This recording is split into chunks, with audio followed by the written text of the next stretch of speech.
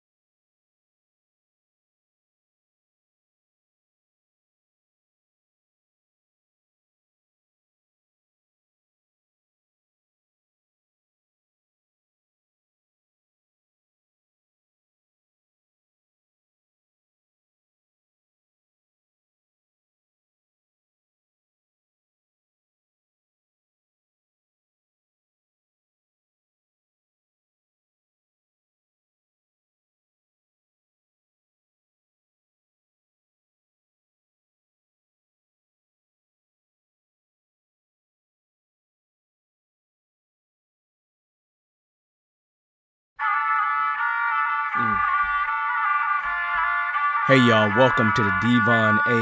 Morris Unfiltered call-in show. Have a seat.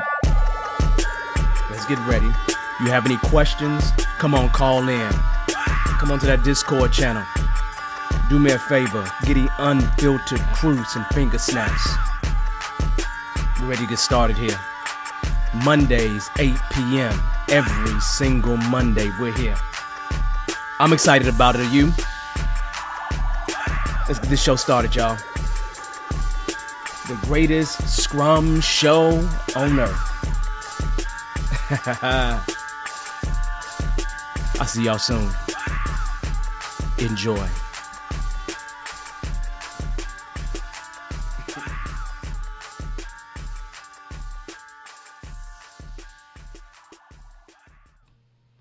Uh-oh.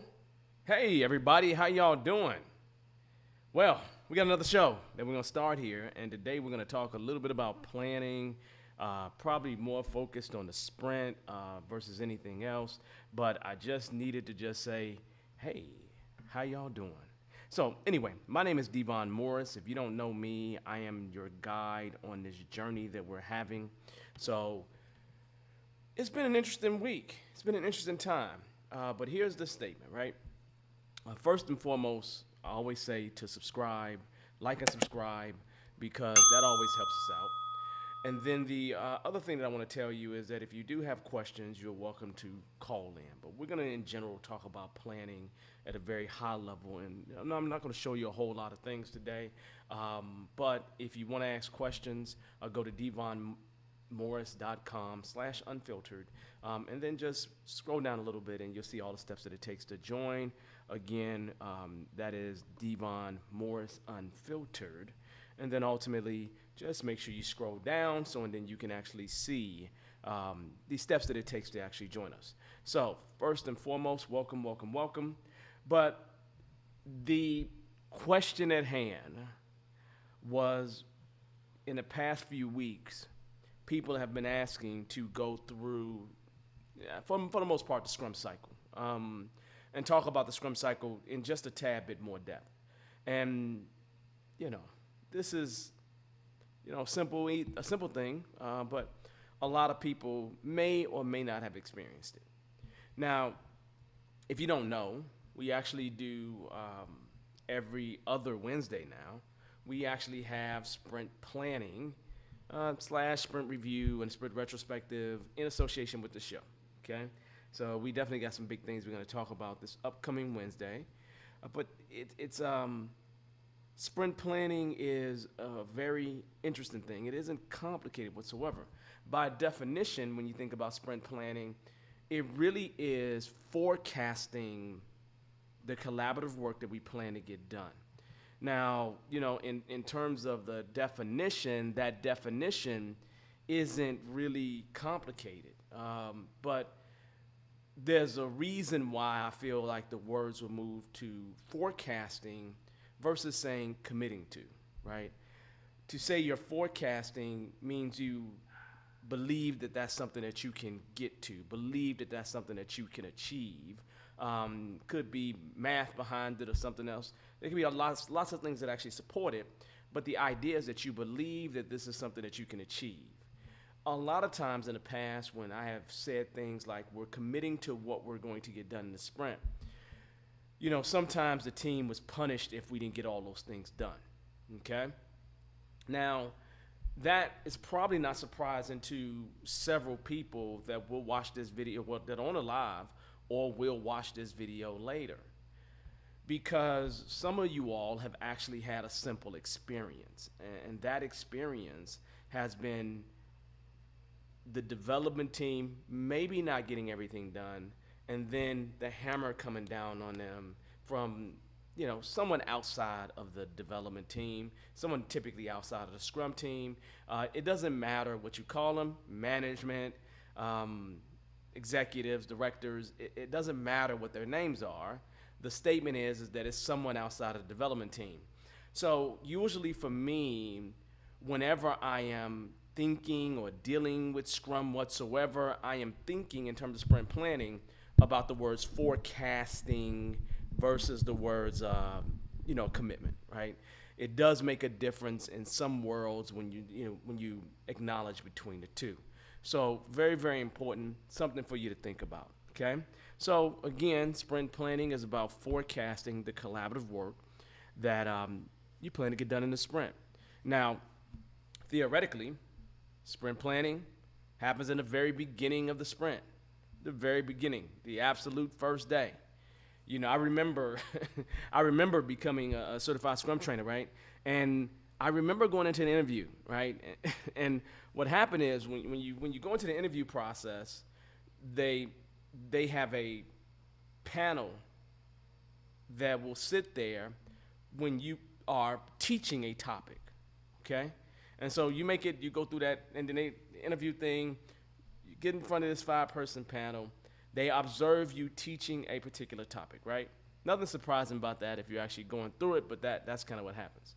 So they gave me a topic, and that topic was the Scrum events, okay? Now, again, if you don't know what I mean, Scrum ceremonies, Scrum meetings, Scrum rituals. Those might be some terms that you might see, and always remind people about those additional terms because they're just what they are, right? So now, when I got in there, I actually said that sprint planning sometimes occurs on the first day. And, they really tried to take me off the rails because I made the statement of sometimes. So ideally, sprint planning occurs in the very beginning, whatever that beginning is, right? Now, this is where all the debate happens, right? Sprint planning, what's some of the boundaries here? It happens toward the beginning of the sprint. So if this is the start of the sprint starts as a time box, right? And then toward that beginning, you're going to have sprint planning. Now, if you have a holiday or something like that, obviously nobody's available to plan, right? So you're not going to have it on that day, okay? You're going to have it on the day that's closest to when you begin, right? The start of that sprint. Now, sprint planning is not supposed to happen prior to the sprint, not prior to the sprint, right? Now, some of you all, again, due to circumstances, whatever your circumstances may be, have decided to have sprint planning, or what some people call a pre-planning, prior to the actual start of the sprint. And that's cool. I'm not going to complain. I'm not going to say you're completely wrong and everything you should throw everything out the window, right? But in terms of ideally how we think about Scrum, no is the answer. That should not occur, right? So for me, I never really start a sprint prior because you're going to take the time out, the current sprint or some other sprint, right? So for me, you might as well take it out the current sprint, right? Now, the logic behind why someone would do any form of pre-planning or have it start prior, for me, it is normally because they're working with some teams that are 6 hours ahead, 10 and a half hours ahead, 11 and a half hours ahead, and we just kind of go from there. That's what I'm used to seeing, okay? And so in order to make sure that they have work for that Sunday when it is, their Monday is our Sunday, and so since they're in the office, they still need work, so then people will plan to do things at that particular point, which is fine. That works. That's no problem. You can do that all day, every day. But is that ideally what you should be doing in Scrum? Would I recommend that that's what you're doing in Scrum? Would I recommend that's what you do in any other process whatsoever? No, I would not. Okay? I would not. Now, I'll ask you all, are you familiar with reasons why people in sprint planning don't begin on day one, may decide to start prior? Let's not worry about the day after, but if you know of a reason why people don't start on day one, then do me a favor, throw that in the chat, right? Because I want to see if there's other ways that people start. But for me, normally, that start is, hey, because we got offshore and they is our Sunday, their Monday, we got to make a plan. So Friday, we're going to sit in a room and we're going to plan on a Friday when nobody wants to be at work on Friday whatsoever. So now everybody's being tortured because everybody's there on a Friday trying to get work together for folks that's going to be there on your Sunday, so you don't have to worry about it on Sunday, being a U.S. citizen. That's how we kind of roll sometimes, right? It's true, right? So if you have an experience that's different than that, I love for other people to hear about it or at least understand what those. So just throw that in the chat so and then people can see that, right? So the idea, though, is that when you do start a sprint, it starts, and then toward the beginning of that sprint, you're going to jump out and have sprint planning, okay? Now, again, it's called sprint planning. Should you be planning for more than one sprint in sprint planning? Okay. Have I planned for more than one sprint in sprint planning? Most definitely, I have. But it's called sprint planning. It's not called sprints planning. It's just called sprint planning, okay? So now the statement is, should you be planning more than one sprint? The answer to that is no. No. But, again, how often do you run into that situation? How often do you run into that situation? So I'm curious if anybody has had more sprints planned up front, where you've had to plan out a certain number of sprints. What's the maximum number of sprints that you actually planned in one sprint up front? You know, not in the very beginning, just at one time, you planned X number of sprints. For me, I remember planning 10 sprints. For me, I clearly remember planning 10 sprints. Now, there's nothing great about planning 10 sprints. And for me, it was an absolute joke, right? It was an absolute joke. But guess what? If your boss is paying you, you're probably going to do what the boss tells you to do. It's just really that simple, right? So I have planned 10 sprints. They look pretty bad. But the reason why you don't want to do that is because things likely change. Every sprint is impacted by things like defects, okay? Defects can definitely have an impact on a future sprint, right? What else? Emerging requirements that come out of nowhere, right? Stakeholders see something and say, this is great, I love it. But what about this? And if that's a good idea, then you're probably going to pull it in sooner versus later, right? So things just happen to change, right? Let's see, feedback. I just talked about feedback. So it's one of those things, and you get feedback in your actual sprint review. So it's just one of those things where people just they just do these things, right? And it's not a problem that they do it. It doesn't hurt anybody that they do it.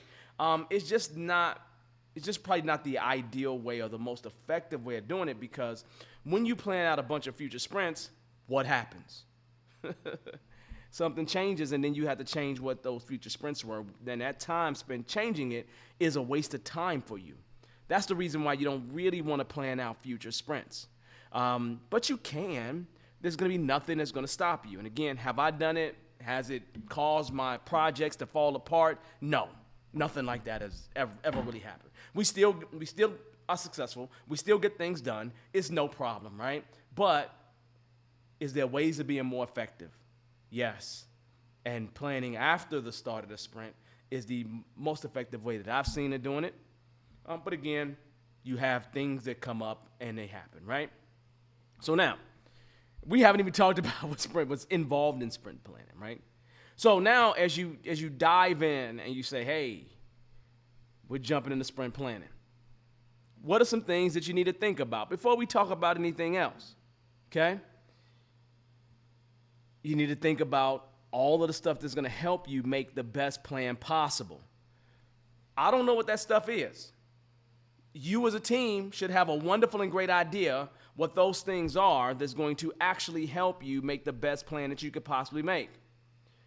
Typically, some of the things that I see: capacity. Capacity is an interesting thing because people look at capacity differently, right? But by definition, capacity is how much time people have available to get work done in a sprint. It's like how much time I'm available. That's all capacity really is. So if you think capacity, you say to yourself, oh, okay, all right, available time. Great. Well, what am I really saying to you? If I have resource 1 and resource 2 on a team, and resource 1 is only 50% on my team, that means if you have a 40-hour work week, considering that there's a 2-week sprint, that's a total of 80 hours that they personally have. If they're 50% available on my effort, I cut that in half by 50, and guess what? They only got 40 available for me. Nothing really special, nothing really crazy about that. If you are a project manager, you're probably quite used to seeing things like that. Okay? Now, you take this a little bit further. You say to yourself, okay, all right, I'm feeling good. I got capacity down. Now, how can capacity be useful for me? Well, it's inevitable that things like hours come up. A lot of times people will take their product backlog items, let's just call it a user story, a requirement, right? And they'll estimate it at a high level using story points. But then when they pull it into the sprint, many teams will take each one of those product backlog items and actually break it down. Break it down into the things that it's going to take to get it done. And let's just call those things, for lack of a better term, a task, an activity of some type that you're going to do to get something done, that you're going to complete that requirement in some kind of way. And they may list all of those tasks. Well, if you say to yourself, you got 5 tasks here, now a lot of teams would estimate each one of those tasks and put hours on them. Okay, good. That means if I have task B, and task B is 10 hours, and I only have 40 hours available during this sprint, that means my capacity has already gone down if I commit to that. So if I make that commitment, that means now I only have 30 hours available, thinking that there's nothing else going on. Because obviously there are other things going on that's going to impact your 40. But assuming that you're going to have that 40 and nothing's going to impact that, then I would say to you at that particular point, hey, I made a commitment. I'm putting my name next to that item. And guess what? I only have 30 remaining for me to plan out whatever else I'm going to commit to during this particular sprint. So now that's how I'm using capacity in comparison to what I'm committing to, okay? So it's really that comparison. Okay, I got this amount of availability. Then I've committed to this amount of work, and it becomes that comparison point between the two. So capacity, especially for a team that's in sprint number 1, the very first sprint, right? You don't know what your pace is, or let's just say velocity is, right? You don't know how many story points you can get done. You may get a lot of stuff done. You may not. But one of the things that's really easy for teams to do is to say, you know what? I know how much time I have available. I also know what I'm committing to. And I can make that comparison and say, I'm full now. I can't take on anything else. Or we might say, hey, we're going to shuffle some work around so I have some availability for something else. And other people may take on that work.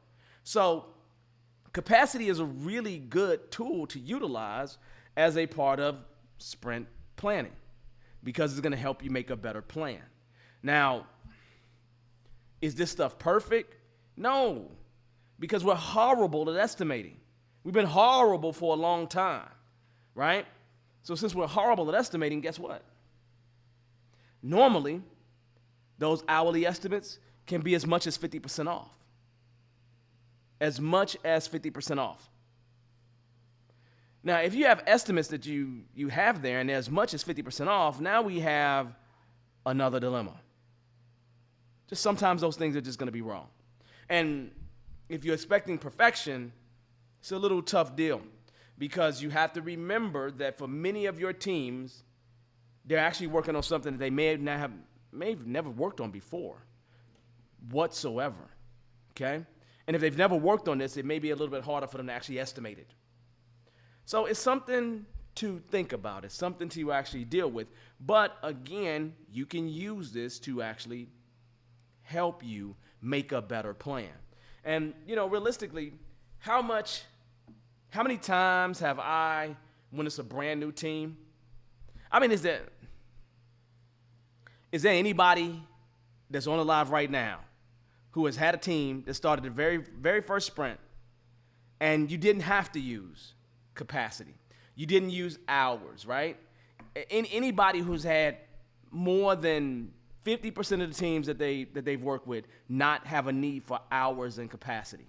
I would say to you clearly that probably more than 50% of my teams, as beginning teams, have had a need for hours and capacity, because it's one of those things that your development team is very aware of, because most people are used to estimating in hours. So it's something that they're familiar with, and since they're familiar with it, it becomes something that's really easy for them to do. I remember one time I had a team that didn't know how to estimate in hours, so we was really up the creek then. And we took a long time for sprint planning, and I said that would never happen to me again. So I had to learn how to figure those kind of little problems out. But here's the deal. Capacity is not necessarily the only thing that you think about, okay? You know, as I look at what we have here, you know, I see that even though it's kind of on my face here, but I'm going to change it up and make it to where it's going to the side. I have Tracy here that's saying, look, the sprint and planning are designed to both be iterative and incremental. And I can't disagree with that at all, okay? Because the sprint is designed to be that way, and everything contained in the sprint is designed to be that way. So I agree with that term that Tracy just said, right? So that's important. That's another problem that we need to deal with. And when we talk about the sprint, we can talk about that a little bit more. I want to stay focused on planning, but I agree that the sprint period should be kind of considering iterative and incremental as we work through things, right? So, but then there's a bigger problem with that. But we can talk about that another day. Now, what else do I think about in terms of planning, sprint planning? I would love to consider history, just history in general, right? Now, let me focus on a particular type of history. If you have completed stories and you have a velocity, what is velocity? Velocity is average story points completed. That's all it really is, okay? If you're using a velocity, you have a general pace.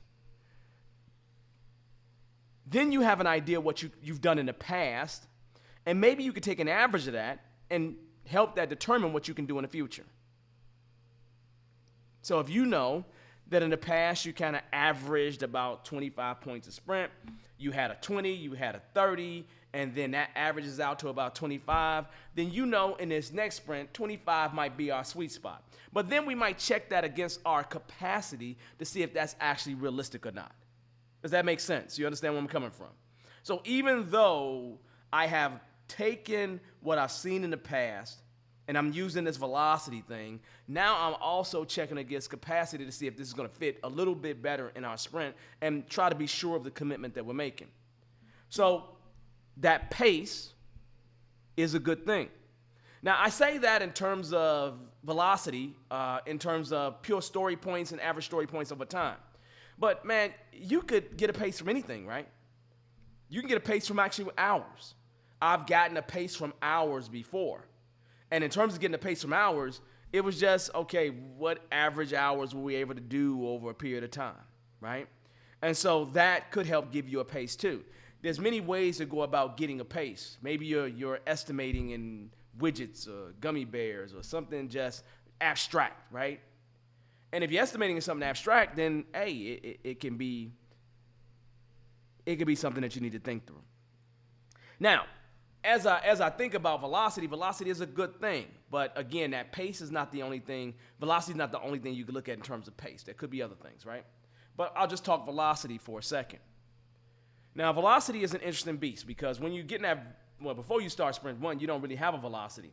Anything that you have is an estimate at that point. Then velocity is based on completed items. So if you have 5 items and you only completed 4 of them, then you're only really counting the 4. Now, am I fighting here anybody that's on a live about partial story points being completed and stuff like that? You know, It don't matter to me. Would I do it? No, I would not do it. But the idea is that if that's what you got to do, that's what you got to do, right? Is there anybody in here that has not done partial story points? I think everybody in the room has done partial story points. If you haven't, I mean, that's cool. You're a master. I'm not a master like that. I've done partial story points before because that's what was told I was going to do.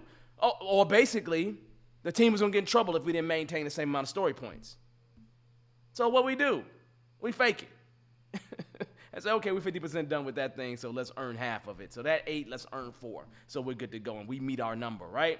So we can play all these games if you want to, but the idea is that I'm not debating the partial story point thing. For me, it's an all or nothing. You either get it all done or you don't. But that's irrelevant to the statement. You still can get a pace even with partial story points. You get a pace with completing the complete item and get a pace that way as well. So just don't think that all these things stop you, because it hasn't stopped me in the past. I've used all these gyrations of what management wanted me to do, and in doing that, I was okay at the end of the day. I was absolutely okay, okay? Now, what does that mean?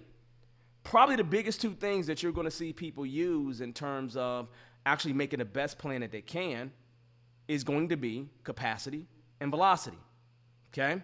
Now, people that are here, if there's something else that you use in terms of an input in the sprint planning, okay, I'm going to consider the product backlog to be something, that's going to be there. I'm considering the actual product increment that something is going to be there. What else besides velocity, capacity, the product backlog, and the product increment? I just threw 4 things at you. What else would you use in sprint planning as an input? Now, I'm talking about as an input. I'm not talking about as an output.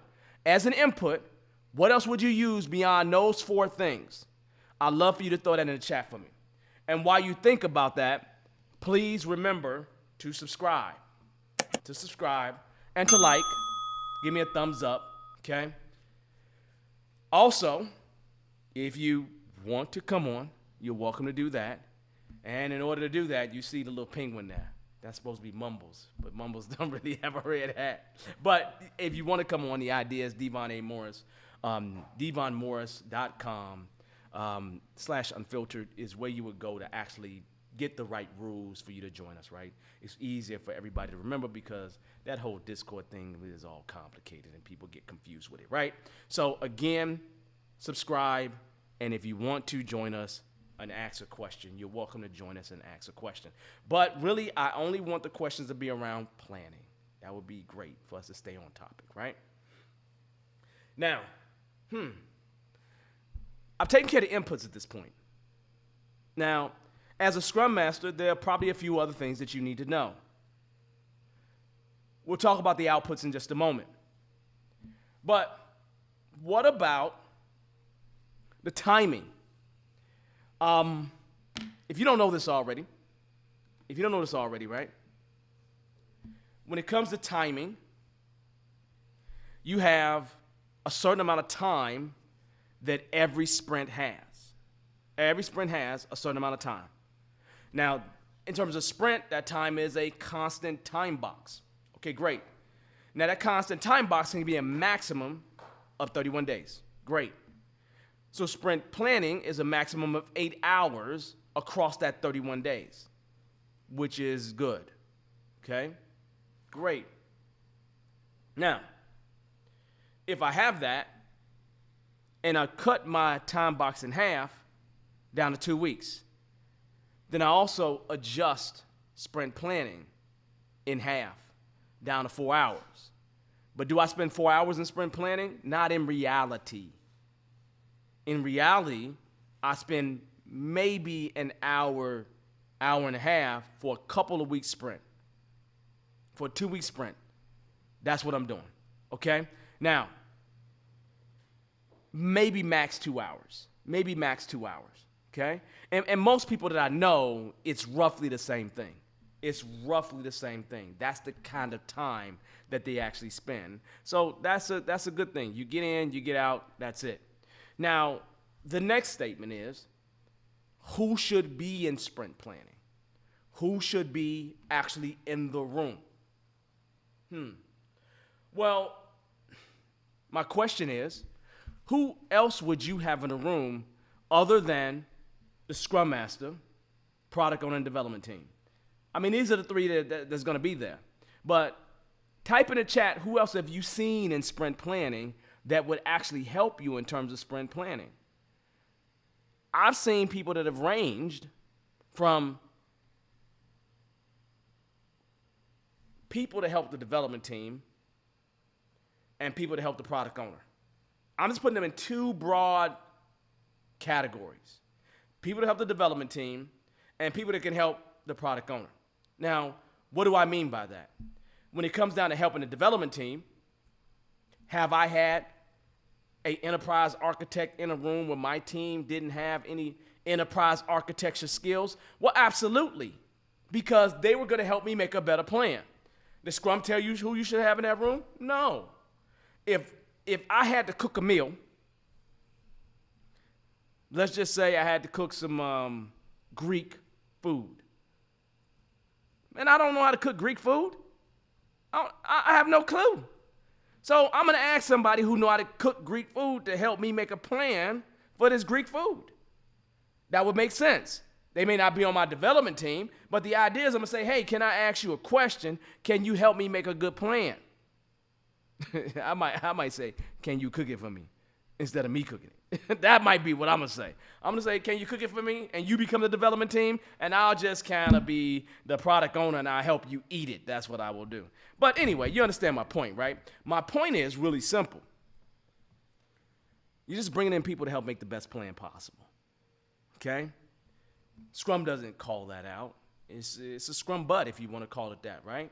But those are the people that I'm going to pull in when it comes down to sprint planning. So now I'm just kind of dissecting this thing so you have an understanding, you get it, and you know.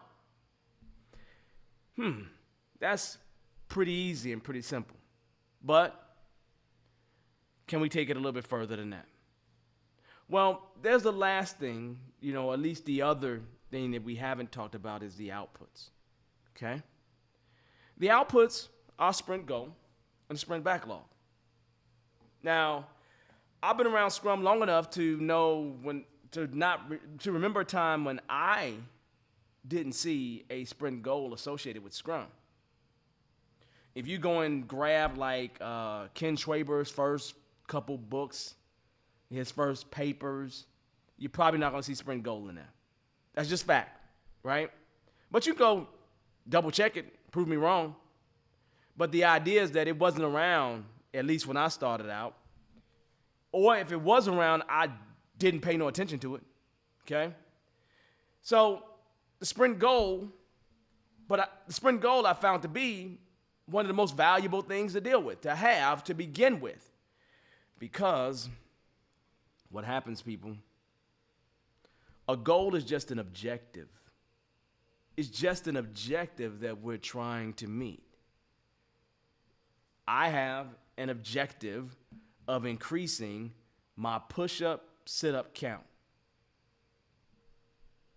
So I'm doing things to increase my push-up and sit-up count. Some of it has to do with diet and nothing to do with a push-up whatsoever. But what am I going to try to do? Kill myself every day to do 200 push-ups and 120 sit-ups. Every day I'm going to do that.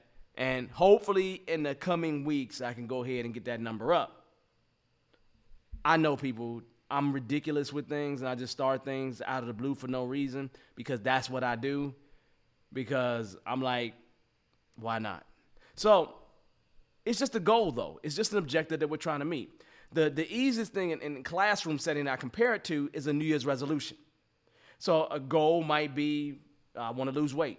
Well, that might be for the whole year that you're thinking, right? But now let's get it more granular, something that we can actually complete in a sprint. Okay, great. I want to lose a pound this week, right? I want to lose a pound this week, right? That's something that's more achievable than losing the 10, 15 pounds. Or maybe you can, I don't know, but I haven't been able to do it, right? And so a goal is just an objective that we're trying to meet. Now, having that objective is super important. It is super important, okay? Why is it super important? Well, it's right here on the screen, okay? It's super important, as Tracy says here, the sprint goal keeps the activities in the actual iteration sprint focused toward a specific objective, the actual goal. That's the whole purpose. That's the whole reason. As she says, the eyes on the prize is what we're looking for. Now, we don't want to lose that eye on the prize. That's the reason why we have a goal. Now, for me, if I was to say to you, before I was really using sprint goals, what I would classically do, and maybe some of you all are familiar with this that's been doing Scrum, because some of you all don't have sprint goals right now, right? Just be honest. You actually have your prioritized product backlog, and you just pick the top item, and then you pick the next item, and then you pick the next item, and then you pick the next item. Now, the interesting thing about doing something like that is really, really simple, right? Let's just say I have these two dice right here. Well, the idea is that if I prioritize these things, this dice that has a 6 on it might be completely different than this one that has a 5 on it. Might be completely different. They may have nothing to do with each other. And if I have team members working on these two distinctively different items, let's just say I have 2 team members and that's it, then they have less reason to collaborate. Does that make sense? And so we want to increase the collaboration amongst the team for sure, because normally when teams collaborate, we end up with better outcomes, right? And so for me, the value that I have always found in a sprint goal has been related to increasing the collaboration of the team. That's really it. I want to get a team a reason to want to work together, an objective to try to meet, and say, okay, here's the objective. Hey, pick from that product backlog the best things to meet that objective. And you know what? Let me get out your way and you go get that goal done. You go get that goal done. Okay? Now, I've always found that to be extremely valuable, because there's another benefit that I get from it. I can complete the goal without completing everything that we committed to. Because some teams will have a stretch that they want to do, will want to get extra done, even commit to extra. And even when you have that goal, the good thing is that even if you commit to extra, you know what the other things you should be committing to, because they should help you meet the sprint goal. And then what happens if if the product owner comes to you and says, you know what, I want to change this for that. Then you have to say to yourself, will this change for this or that have an impact on a sprint goal? So it becomes your north. It becomes your true north. It becomes your guiding light. That's what it becomes. And so I find that sprint goal to be super valuable, super valuable. When we started this show, every single week we had a sprint goal. We had a sprint goal because we wanted to focus the work that we was doing, especially when we were building all the assets for the beginning of the show. So that's good. That objective helps you. It's a benefit to you more than it is a detriment. And so if it's me, I'm always going to have a sprint goal. I just found it to be the best thing since sliced bread. I used to make bread. Like when the kids was little, we was broke. And we had a bread maker. We still got the bread maker. And I would make bread. I was a good bread maker, man. You understand? I was a really good bread maker. I make all kinds of bread. But you know what I did? And y'all probably do this to y'all kids if y'all got some kids, right? Since I don't know what I'm doing, there's this thing called Jiffy Mix. If you know anything about Jiffy Mix, like a sweet little cornbread thing, I cook that for them every day. Every day for like a whole semester, like 3 months, 3-4 months. Every day, every meal. None of them kids eat cornbread or Jiffy Mix anymore. So anyway, I beat it out of them so they don't eat it anymore, right? So now, I have a question that came up in the comments, and it's kind of interesting. I'll throw this up here since we're talking about the sprint goal. And that question simply states, if the sprint goal is not met, what can a scrum master do to prevent this in the future? I got a question. I'm not going to answer that question. I'd like for one of you all to answer that question. So, put in the comments, what do you think? What do you think a scrum master should do, right, to prevent that from happening in the future? That's a lovely question, Maria. That's a lovely question. I'm going to leave it right there for a second, right? But that sprint goal is super important. And if the team's not meeting that, I'm a little bit concerned. Especially since, well, let's talk about it. Let's make a caveat here, right? Now, here's something that you need to know. Something you really need to know. That sprint goal, guess what? That sprint goal is something that is agreed upon between the product owner and the development team. So it's not a situation where the scrum master is saying, this is what you need to do. The scrum master doesn't have a choice in the matter in terms of what that sprint goal is. So now let's throw that out there first, right? Also, I want you to also remember something else.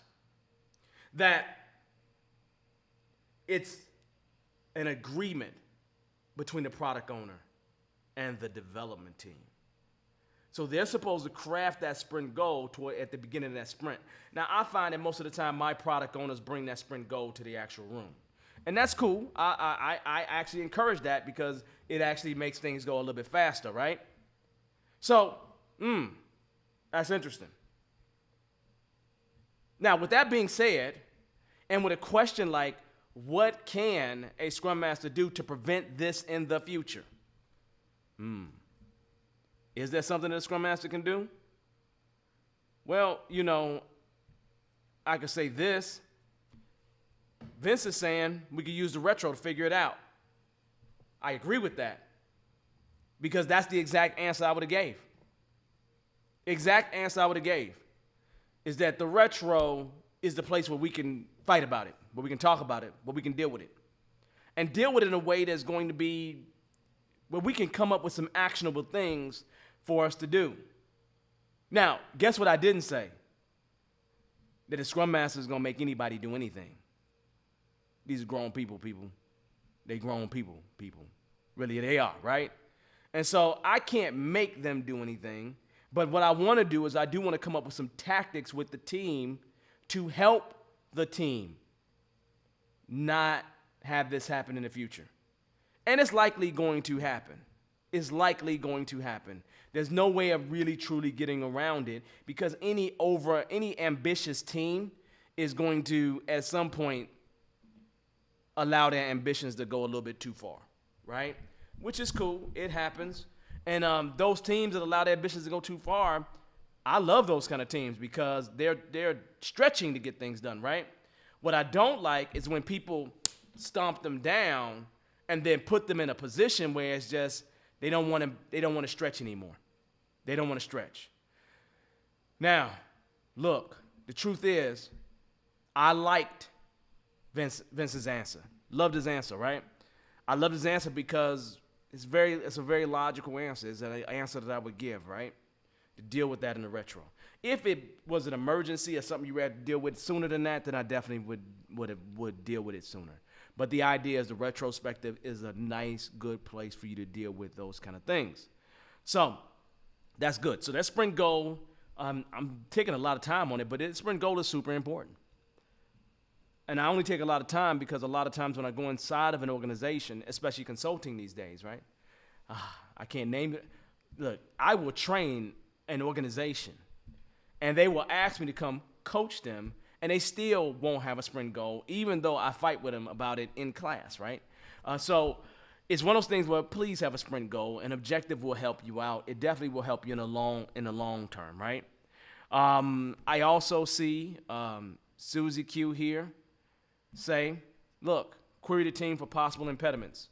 Yeah, absolutely. Now, when can you do that? Well, I like to pick the retrospective to do that in, because that's a good time to quiz anybody, to quiz the team and let them come up with solutions. Because you know just as well as I do, a team that comes up with solutions is going to do what? I'm going to do them a good job. I'm going to deal with them, and I'm going to say, hey, team, this is great. Now, how about y'all make a commitment to these things that y'all say we should do and work on them, okay? That's what I'm going to say. I'm going to do that all day, every day, okay? Let's see. And again, I get another repeat of the same thing. I break it down in a retro meeting, find out why, and then find a way to tackle it. You know, say it more eloquently by D. So that's a good thing. That's an excellent thing, okay? Now, here's the deal. What's next? Well, the next thing we have is an actual sprint backlog. So remember, we have a sprint goal. We're using that sprint goal to kind of pick from the product backlog. To pick from the product backlog the best things that we can do to meet that sprint goal, right? That's what we're doing. That's it. And guess where those things are going to go? Into our sprint backlog. So again, we're taking that sprint goal, picking from our product backlog the best things to meet that sprint goal. And those things are going to join up, coalesce, form Voltron, right? In the actual sprint backlog. So that sprint backlog kind of represents the commitment that we're making. It does. Because, and it's interesting because the new 2020 Scrum Guide has the sprint goal as a commitment. It's called a commitment for the sprint backlog. And that's exactly what it's always been to me. It's always been a commitment. The sprint goal is the commitment that we're making. It is the thing that we're trying to achieve this particular sprint. And there's many ways we can achieve this objective, right? But this is the way we've decided we're going to achieve it by the end of the sprint. But that's what that's all about, okay? So now that sprint backlog represents that commitment. But it's owned by the development team. And since it's owned by the development team can do something really, really interesting. Whatever the heck they want to do. Whatever the heck they want to do to get that work done. Because what we don't do is we don't tell the development team how to do their work. They actually do their work. Now, you read the 2020 Scrum Guide, it's going to say developers. When I say developers, that's a generic term for anyone that's in the process, that's a part of the building, construction, putting together of the actual thing that you're there to do. They would be a member of the development team or a developer in terms of the generic sense, right? So just understand I'm using that term very generically so IPT people don't get into a frenzy. The idea, though, is that the development team owns, they absolutely own, okay, the sprint backlog. So what am I saying to you? If the product owner wants to come and change something, guess who they got to go to? Have that conversation. The development team, okay? If management wants to change something, guess who they need to go to? The development team, right? And the development team's their biggest requirement is to not sacrifice the goal. You understand the statement? It's not to sacrifice the goal. We're going to do everything in our power to meet the goal, right? That would be the objective. Now, I'll say this to you. Does Scrum tell you exactly how to, is there templates out there that exist that tells you exactly how a sprint backlog should look? Yeah, but Scrum doesn't recommend that stuff, right? Scrum doesn't give you anything related to that whatsoever. Every single tool has a version of a sprint backlog, and again, this is not something that's hard to deal with, right? A sprint backlog just contains the things that you committed to getting done, and many of them will have tasks in them, the activities that you're going to do to get each one of those things that you're committing to done. That's what you're going to classically see. People making commitments, maybe even names on those commitments, right? Maybe even estimates on those things, right? You'll see all that kind of stuff in a sprint backlog. But at the end of the day, it is literally the plan on how we're going to get this work done. Now, does that mean that we're planning out every single activity? No, we're not planning out every single activity. And here's the deal. How deep that thing should go? I don't know. I don't know how much levels you should go to when you're building it out. You know, Scrum doesn't say anything like that, man. It doesn't say anything like that whatsoever, okay? And yes, yes, yes, I did say Voltron. I love Voltron as a kid. Trust me, Voltron was very, very enjoyable. I didn't, I ain't see nobody look like me, but I did enjoy Voltron. I'm just saying. Anyway, the point I'm making is not that any social justice or anything like that. But the idea is this, right? When it comes down to it, this is your opportunity to make the best plan that you can. And here's the best thing about it. It's going to change. It's going to change. There's nobody that comes up with the perfect plan in the beginning, especially when they go into all this detail, right?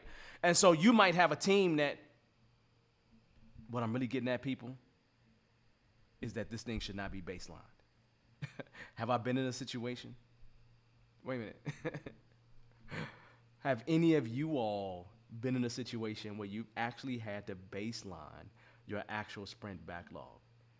If you have, give me a sad face or something, like a really, really sad face. If you got a frown face that you can give me a frown face, because we should not be we should not be taking the actual sprint backlog whatsoever and actually baselining it.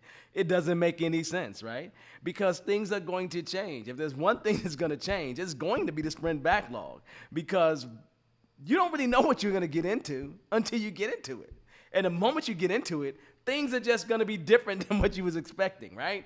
And so you thought that it was going to be this thing here and it's over there someplace, and now you got to change things over there. So sometimes some teams will just have a high level idea of kind of what they want to do. And then they'll break things down as they grab them, right? As they get closer to working on them. Some teams, especially mature teams that I've seen, will only put the PBI, that's the product backlog item there, and that's it. That's enough for them, right? They'll keep their own list at their desk, right? And they'll work their own list, right? But they don't want to put it there, right? And other teams, you take a team that's brand new to Scrum, been doing waterfall all their life, right? Since they was itty bitty babies, right? Been doing waterfall the whole time, right? And then they like to go down to extremes in terms of tasks, right? Because they have these distinct roles sometimes. Like, I have this tester and all I do is testing. I do nothing but this level of testing at an integration level. That's it. Well, why are you doing integration testing? That's what I do. I just do integration testing. I do no other form of testing whatsoever, right? Oh, yeah, I'm a developer, but I'm a developer in this line of business using this type of code. No. I do this kind of code, but I can't work over that other business line because I just can't. I don't know their systems, right? And so you just sometimes have these extremes, right? And so a lot of times when people are tasking out, they're passing out what people should be held accountable for, what people are holding themselves accountable for, right? And so people are making commitments to the work they're going to do, and then they're describing that and putting their names on it, and then committing to the fact that we're going to get this done. And it just becomes this nice this dance between people that are doing things, and it's just the best way that they can plan. And so sometimes I have absolutely seen that they will kind of do this thing where we go into all these details. Do I still run into that? Yeah, I do. It's been a while though, but I still run into it. I still see it. I still have a lot of people in class that ask about it, right? And one thing that Vincent says again here is change is the only constant, right? Now, I would say to Vincent, I agree. Can we get management degree too? Or do management just say, hey, you had the perfect plan. Why didn't you get the perfect plan done? Anyway, those kind of things happen, so I'm not too worried. It just happens, right? It just happens, right? But the idea, though, is that in the sprint, at this particular point in time, we're making the best plan that we can make in sprint planning. That's what we're really doing. We're not doing anything more than that. We're making the best plan that we can make, and we're not going any further than that. And in making the best plan that we can make, we kind of put ourselves in a good position for things to change. Right? And, I'm okay with you going into detail in terms of whatever you need to do to make the best plan that works best for your team, right? There's no standard on how detailed you want to go. Now, if you got a tool may want to force you to go down to certain levels, but Scrum doesn't do that, right? Scrum doesn't do that. And so it's something to think about, right? And so the team actually makes the commitment. They create the sprint backlog, and then they're going to work the sprint backlog. They're going to work the sprint backlog. Now, one thing I do want to tell you is that it's owned by the development team. So guess who should be updating it? The development team. That's it. The development team should be updating it. Nobody else. Nobody else, right? Which means that if you have like a board, a card wall, in a tool, whatever it is, it's the development team that moves it from not started to in progress to done. It's their job to actually do that. It's their job to keep everybody up to date on where they currently stand in terms of the work that has been committed to. So I always have the expectation that they're doing that. And, I've seen Scrum Masters time and time again in a daily Scrum collecting status. Now, they provide status by doing their updates on a daily basis, right?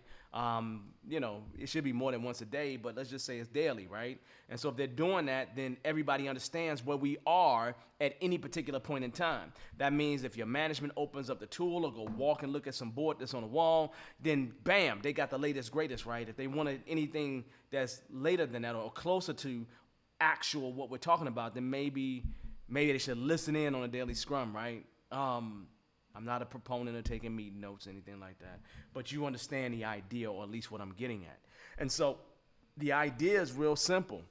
That development team owns that sprint backlog. It's their accountability to keep us abreast, to keep us up to date on what's really happening as we're going through this thing. So this right here is super important. It's super important.